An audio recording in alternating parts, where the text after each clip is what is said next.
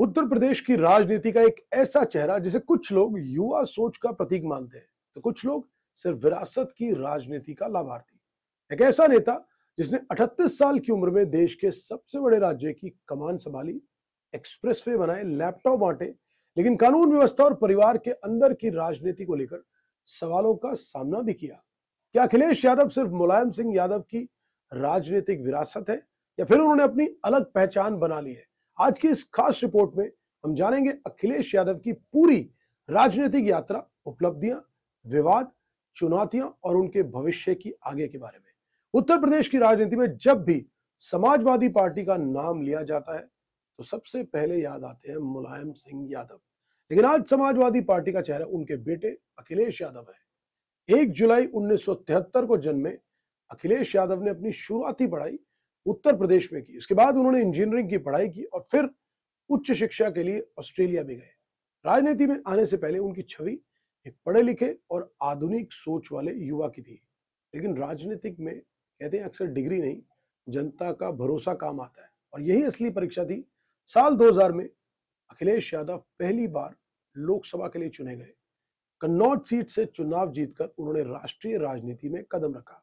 उस समय लोग उन्हें सिर्फ मुलायम सिंह यादव के बेटे के रूप में जानते थे, लेकिन धीरे धीरे उन्होंने पार्टी संगठन में अपनी पकड़ मजबूत करनी शुरू की। समाजवादी पार्टी उस दौर में मुख्य रूप से यादव मुस्लिम वोट बैंक की पार्टी मानी जाती थी। अखिलेश यादव ने पार्टी की छवि को युवा और आधुनिक बनाने की कोशिश शुरू की। साइकिल यात्रा की, युवा सम्मेलन की हर तरफ और सोशल मीडिया का पूरा भरपूर इस्तेमाल किया। इन सब ने उन्हें नई पीढ़ी के बीच पहचान दिलानी शुरू कर दी। अब बात करते हैं साल 2012 की। उत्तर प्रदेश की राजनीति में जब एक बड़ा मोड़ आया, समाजवादी पार्टी ने विधानसभा चुनाव में शानदार प्रदर्शन किया और मात्र 38 साल की उम्र में अखिलेश यादव उत्तर प्रदेश के मुख्यमंत्री बन गए। यह सिर्फ सत्ता परिवर्तन नहीं था, बल्कि एक पूरी पीढ़ी का परिवर्तन भी था। अखिलेश ने खुद को एक विकासवादी नेता के रूप में पेश करने की कोशिश की। उन्होंने कहा कि उत्तर प्रदेश को नई सोच और नई दिशा की जरूरत है। यहीं से शुरू हुआ उनका सबसे महत्वपूर्ण राजनीतिक अध्याय। अखिलेश यादव के समर्थक कहते हैं कि उनके कार्यकाल में कई बड़े विकास कार्य हुए जो आज भी मील का पत्थर माने जाते हैं। सबसे ज्यादा चर्चा हुई आगरा लखनऊ एक्सप्रेसवे, एक ऐसी परियोजना जिसने उत्तर प्रदेश की सड़क कनेक्टिविटी की पूरी तरह से तस्वीर बदल दी। फिर उसके बाद आया लखनऊ मेट्रो, राजधानी में आधुनिक परिवहन व्यवस्था की शुरुआत। फिर लैपटॉप योजना हो, लाखों छात्रों को लैपटॉप का वितरण किया गया। समर्थकों का कहना है कि इस योजना ने डिजिटल शिक्षा के क्षेत्र में भी एक नया कदम बढ़ाया और उसको भी बढ़ावा दिया। शहरी विकास की बात करें तो कई शहरों में इंफ्रास्ट्रक्चर परियोजनाओं पर काम हुआ।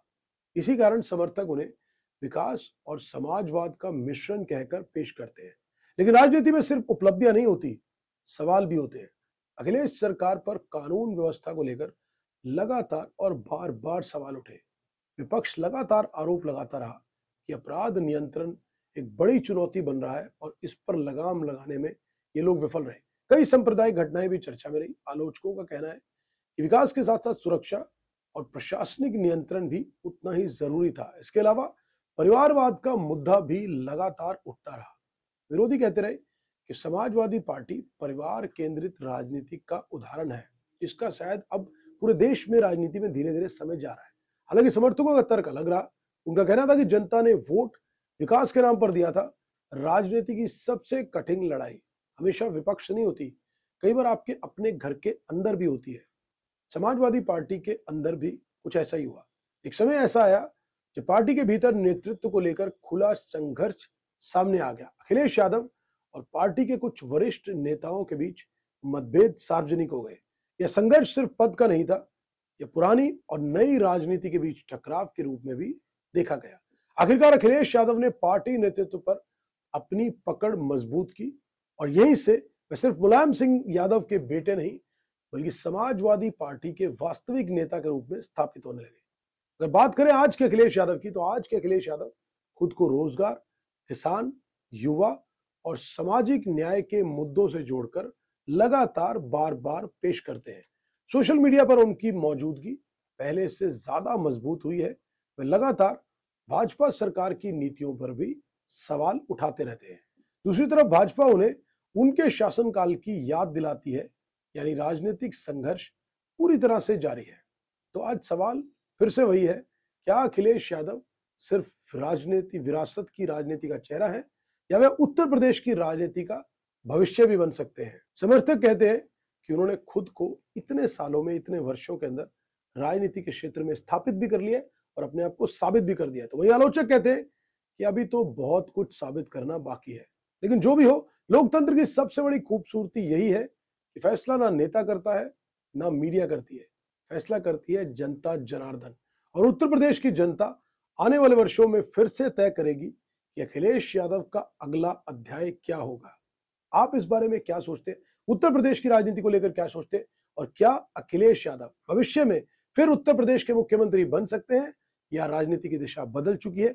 कमेंट बॉक्स में अपनी राय जरूर दीजिएगा और ऐसी ही निष्पक्ष राजनीतिक कहानियों के लिए हमारे चैनल को फॉलो करें।